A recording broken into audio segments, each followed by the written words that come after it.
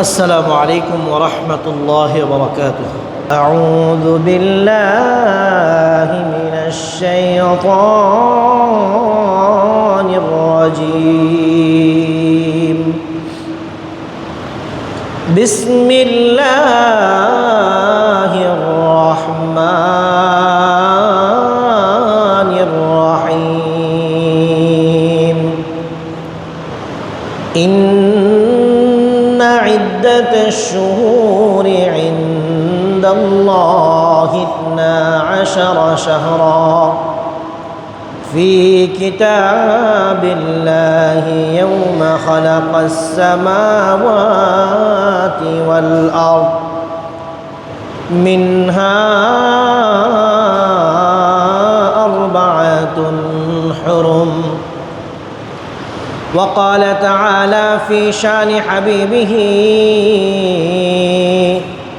إن الله وملائكته يصلون على النبي يا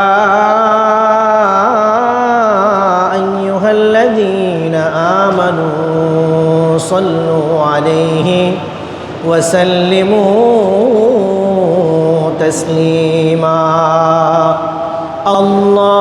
اللهم صل على سيدنا ونبينا وشفيعنا وحبيبنا ومولانا محمد صلى الله عليه وعلى آله وأصحابه وبارك وسلم. আলহামদুলিল্লাহ, মহান আল্লাহ রব্বুল ইজ্জতের দরবারে অসংখ্য অগণিত শুকরিয়া যে মহান রব্বুল আলামিন আপনাকে আমাকে দয়া মায়া করে ভালোবেসে মমতা করে স্নেহ করে আল্লাহর ঘর মসজিদে আসার বসার জুমার নামাজের জন্য অপেক্ষমান থাকার তৌফিক দান করেছেন। এজন্য মহান রবের দরবারে অন্তরের অন্তঃস্থল থেকে শুকরিয়া জানাই আলহামদুলিল্লাহ। আসমান জমিন এই যে সৃষ্টি করেছেন, এই সৃষ্টি করার সাথে সাথেই আল্লাহ রব্বুল আলামিন এই মাস যে 12টা মাস হবে এটা নির্ধারণ করে দিয়েছেন। সুবহানাল্লাহ ওয়া বিহামদিহি। এটা এমন না যে পৃথিবী সৃষ্টি হয়েছে এরপরে আস্তে আস্তে অনেক বছর পরে এসে মানুষ এই মাস সৃষ্টি করেছে, বিষয়টা এমন না। ইন্না ইদ্দাতাশ শুহুর ইনদাল্লাহি 12 শাহরা। আল্লাহ রাব্বুল আলামিন এই আয়াতের মধ্যে ঘোষণা করে দিয়েছেন যে আসমান এবং জমিন আল্লাহ তাআলা যখন কি করেছেন, সৃষ্টি করেছেন, ওই সৃষ্টির সাথে সাথে আল্লাহ তাআলা যে মাস সৃষ্টি করেছেন, দিন সৃষ্টি করেছেন, রাত সৃষ্টি করেছেন, এর ভিতরে আল্লাহ রাব্বুল আলামিন 12টা মাস সৃষ্টি করে দিয়েছেন। সুবহানাল্লাহ। তাহলে এই যে 12 মাস এটা দুনিয়ার মানুষের আবিষ্কার না, আল্লাহর সৃষ্টি। এটা দুনিয়ার মানুষ নতুন করে আবিষ্কার করছে, বিষয়টা এমন না। আল্লাহ রাব্বুল আলামিন দুনিয়াতে আসমান জমিন সব কিছু সৃষ্টি করার পরে আল্লাহ তাআলা বলতেছেন যে এই পৃথিবী আমি যে বানালাম এটার একটা কি আছে, কারণ আছে। আল্লাহ তাআলা এমনি এমনি পৃথিবীটা কি করেন নাই, সৃষ্টি করেন নাই। অন্য এক আয়াতের মধ্যে আল্লাহ তাআলা বলতেছেন ওয়ামা খালাকতুল জিন্না ওয়াল ইনসা ইল্লা লিয়াবুদুন। আল্লাহ রাব্বুল আলামিন মানুষ এবং জিন জাতিকে সৃষ্টি করছেন কেন?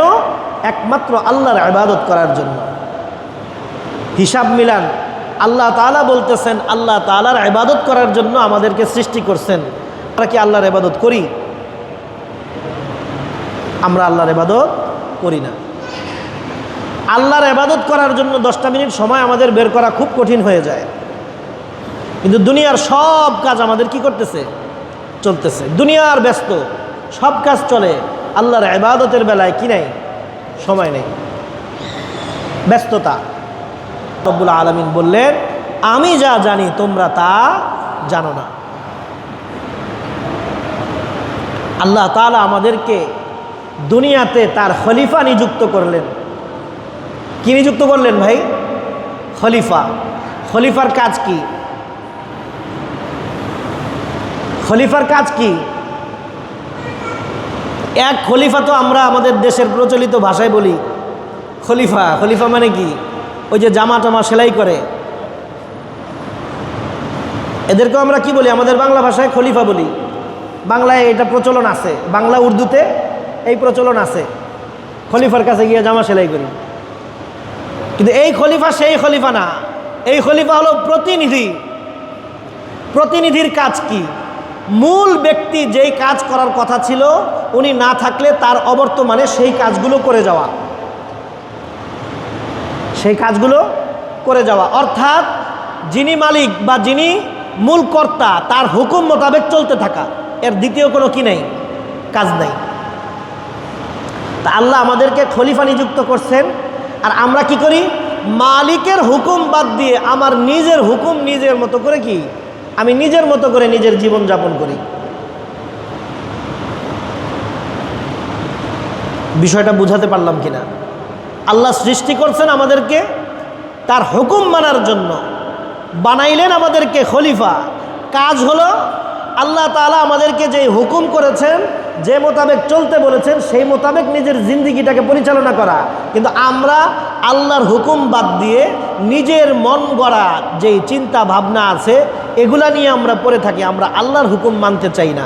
তাইলে কি আমরা খলিফার খাতায় আমাদের নাম থাকবে নাকি নামটা কাটা পড়বে? নামটা কাটা পড়বে।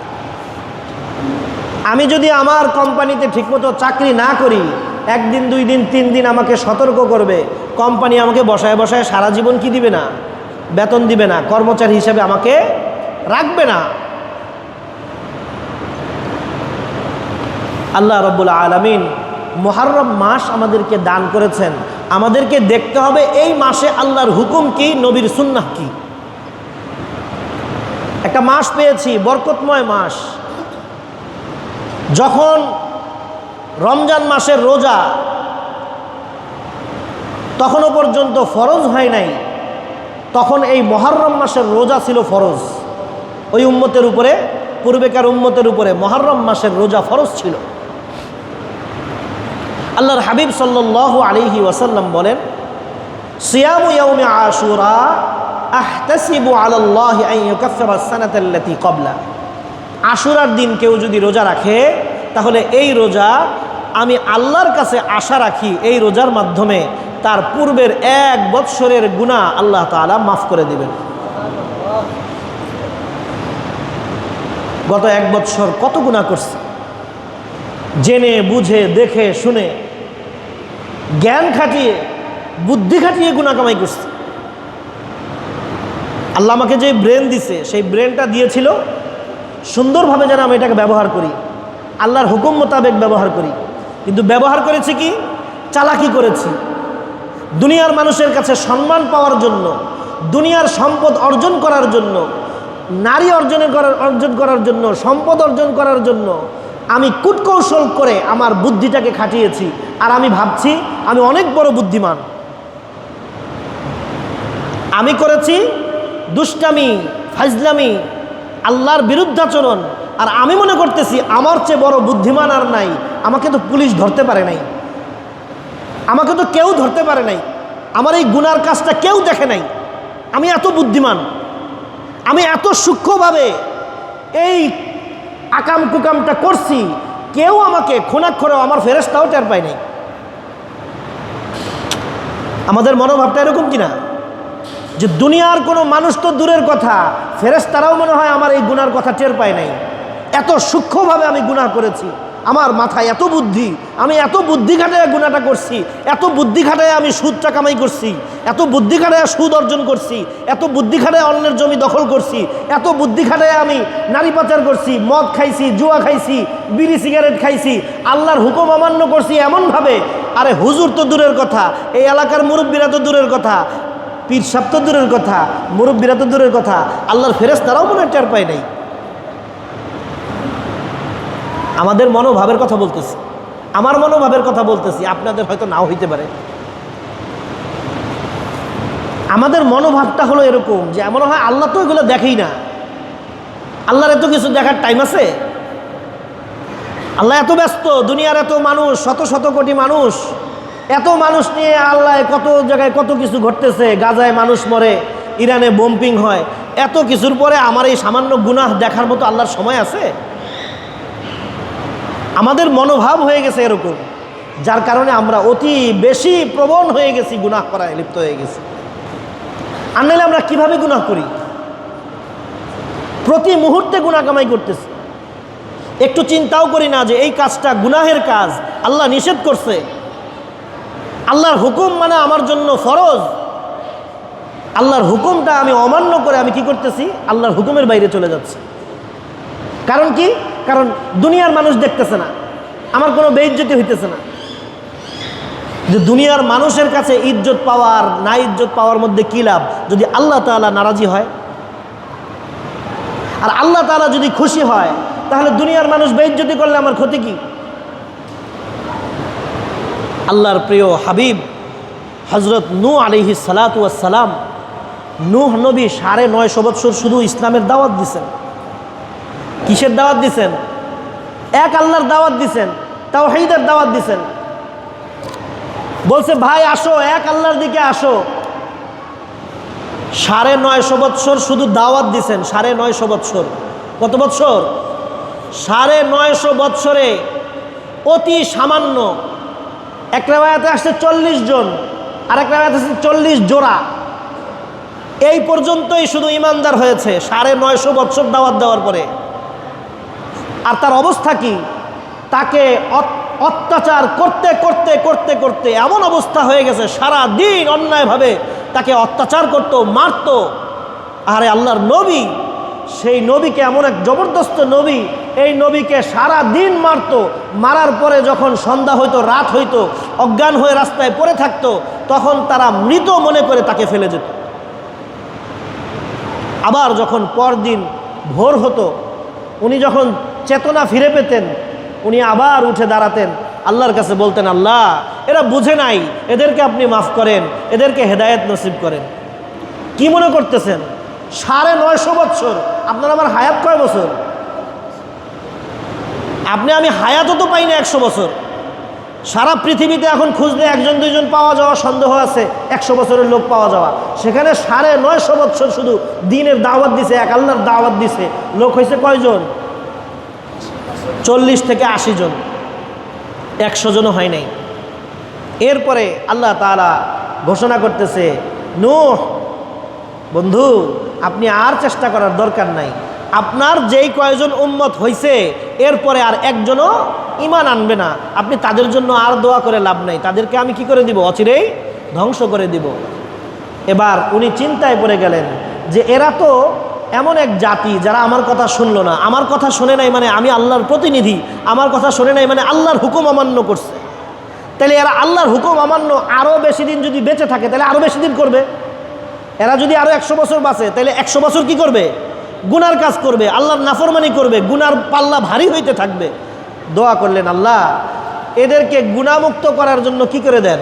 ধ্বংস করে দেন, মৃত্যু দিয়ে দেন। কারণ এরা যদি বেঁচে থাকে তাহলে আরও গুনাহ করতে থাকবে, আরও অন্যায় করতে থাকবে, তাদেরকে মৃত্যুই দিয়ে দেন।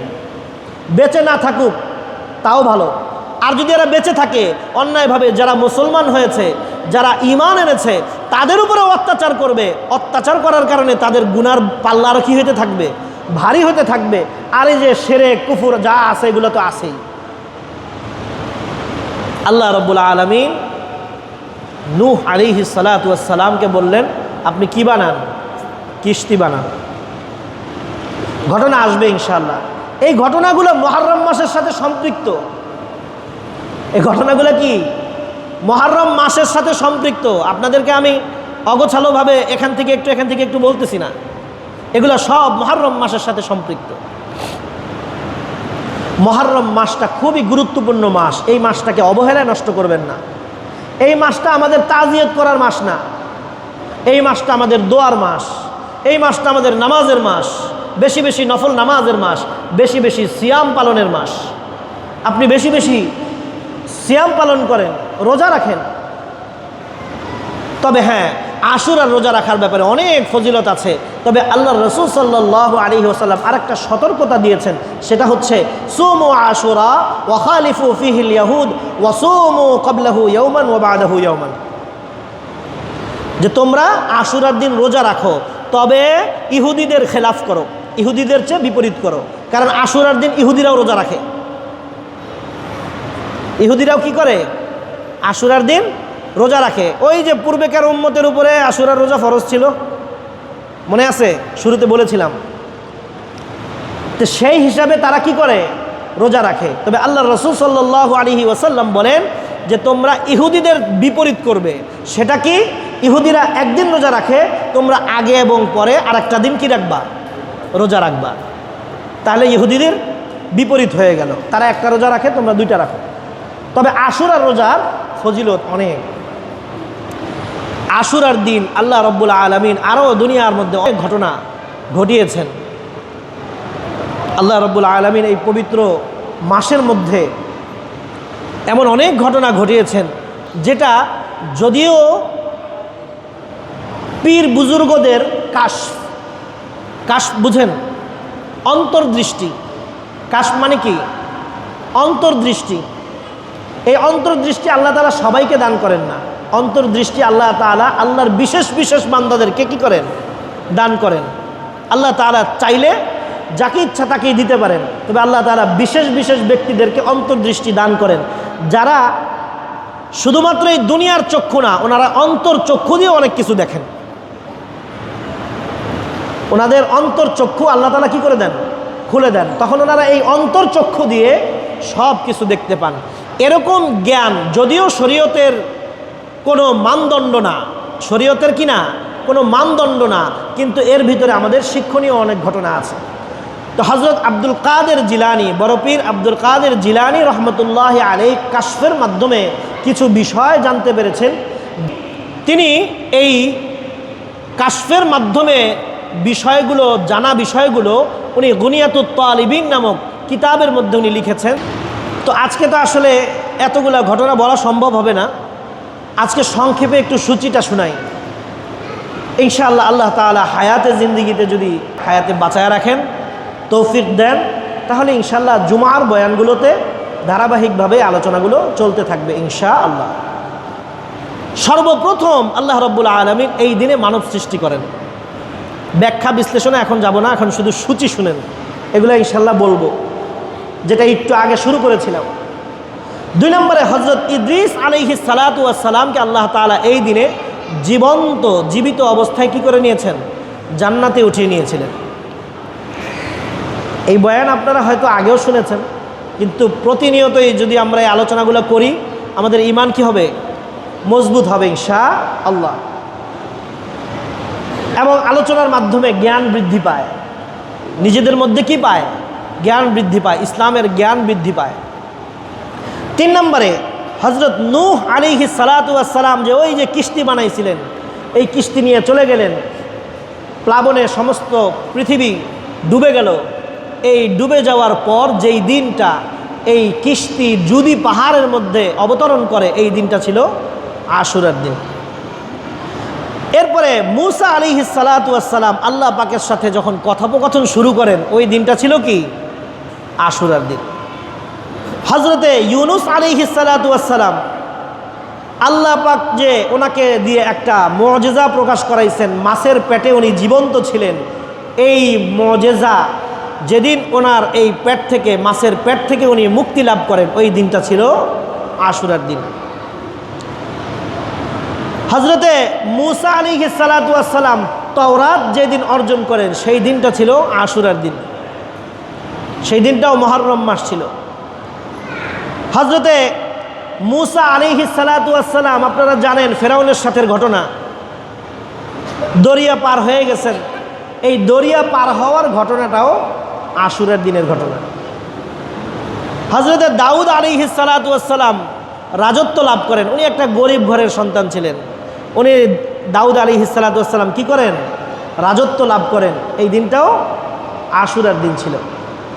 হযরতে সুলাইমান আলাইহিস সালাতু ওয়াস সালাম এক জিনের ফেরকার মধ্যে পড়ে ওনার রাজত্ব হারিয়েছিলেন কিছুদিনের জন্য। এরপরে যেই দিন ফেরত পান ওই দিনটা ছিল আশুরার দিন। হযরত ঈসা আলাইহিস সালাতু ওয়াস সালামকে আল্লাহ রাব্বুল আলামিন চতুর্থ আসমানে উঠায় নিয়েছেন জীবিত, সেই দিনটা ছিল আশুরার দিন। এরপরে ঈসা আলাইহিস সালাতু ওয়াস সালামের উপর একটা কিতাব অবতীর্ণ হয়েছিল, ইনজিল কিতাব। এই কিতাব অবতীর্ণ হয়েছে আশুরার দিন। হযরত আইয়ুব আলাইহিস সালাতু ওয়াস সালামের ঘটনা আপনারা জানেন, আলোচনা করব ইনশাআল্লাহ। আইয়ুব আলাইহিস সালাতু ওয়াস সালামের যে রোগ হয়েছিল, সমস্ত শরীর গলে পচে গিয়েছিল, পোকায় ভরে গিয়েছিল, এ থেকে আল্লাহ রাব্বুল আলামিন যেই দিন মুক্তি দান করেছিলেন এই দিনটা ছিল কি? আশুরার দিন। হযরত ইউসুফ আলাইহিস সালাতু ওয়াস সালাম ছোটবেলায় ভাইদের চক্রান্তের কারণে কি হয়ে গেছিল? উনি হারিয়ে গিয়েছিলেন, নবী তাকে হারায় ফেলছেন। যেদিন ওনাকে ফিরে পান আল্লাহ তাআলা ওনার বাবার দোয়া, ওনার বাবাও নবী ছিলেন, উনিও নবী ছিলেন, ওনার বাবার সেই আশা আকাঙ্ক্ষা আল্লাহ তাআলা পূরণ করে ইউসুফ আলাইহিস সালাতু ওয়াস সালামকে ফিরিয়ে দেন। ওই দিনটা ছিল কি? আশুরার দিন। এরপরে আল্লাহ রাব্বুল আলামিন পৃথিবী যেই দিন সৃষ্টি করেছেন, যেই দিন পৃথিবী সৃষ্টি করেছেন এই দিনটা ছিল কি? আশুরার দিন। সুবহানাল্লাহ। পৃথিবী তো একটা গোলা, পৃথিবী কি? একটা গোলা। এই বিশ্বজগৎটাকে আল্লাহ রাব্বুল আলামিন অনেক কিছু দিয়ে সৃষ্টি করেছেন, শুধুমাত্র পৃথিবী একটা সামান্য ছোট্ট একটা গোলা। পৃথিবীতে প্রথম বৃষ্টিপাত যেদিন হয়, পৃথিবী সৃষ্টি করার পরে আল্লাহ রাব্বুল আলামিন প্রথম পৃথিবীতে যেই দিন বৃষ্টিপাত করেন এই দিনটা ছিল কোন দিন? আশুরার দিন। এবং সর্বশেষ কিয়ামত সংগঠিত হবে যেই দিন, ওই দিনটা হবে কি? আশুরার দিন।